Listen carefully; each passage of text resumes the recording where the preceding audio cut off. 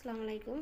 এই যে আমার আম্মু রান্না করছে কলিজা, তারপরে সাথে আছে মাংস মুরগির, তারপর গেডি, তারপরে আছে ইয়া যে গিলা। এগুলো সব একসাথে আম্মুর হাতের রান্না, খুবই মজা।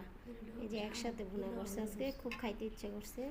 এই যে আমরা সবাই খাইতেছি, যে আমার আম্মু খাইতেছে। এখন আমি নেই, তবে নেব।